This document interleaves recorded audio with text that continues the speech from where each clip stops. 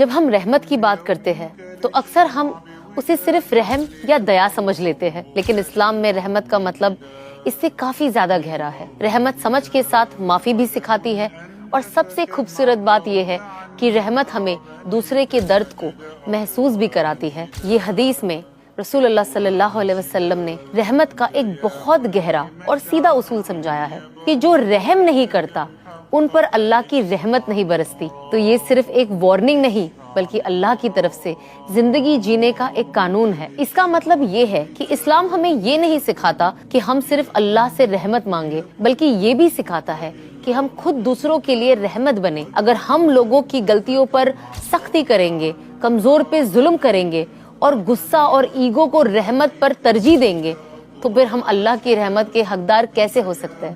تو رحمت اور معافی کی بہترین مثال بتانے کے لیے حضرت یوسف علیہ السلام کا ایک واقعہ ہے جو میں بھی آپ کو بتاؤں گی۔ یوسف علیہ السلام اپنے بھائیوں کے حسد کا شکار ہوئے۔ ان کے بھائی ان سے اتنا جلنے لگے کہ ایک دن انہوں نے انہیں کنویں میں پھینک دیا، اور جن لوگوں نے انہیں اس کنویں سے نکالا انہیں لے جا کر غلامی میں بیچ دیا۔ یوسف علیہ السلام نے بچپن میں ہی درد، تنہائی اور ناانصافی کا سامنا کیا۔ وقت گزرا، حالات بدلا، اور اللہ نے یوسف علیہ السلام کو بلند نام عطا کیا۔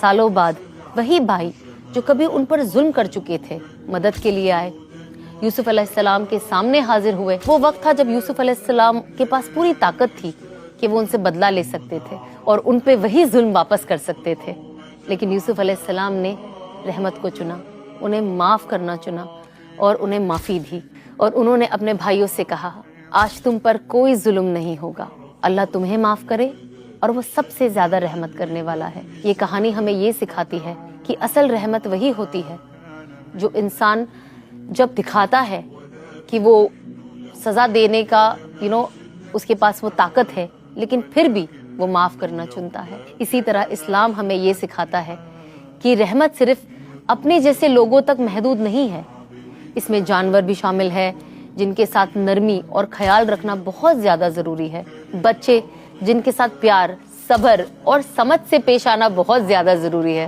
بزرگ جن کے لیے عزت اور نرم دل ہونا اور ایک نرم رویہ ہونا بہت زیادہ ضروری ہے، کمزور اور بے سہارا لوگ جن کے پاس کوئی نہیں ہوتا، ان کی مدد کرے۔ جو لوگوں کی طرف رحمت بنتا ہے اللہ اس کے حصے میں رحمت ہی لکھ دیتا ہے۔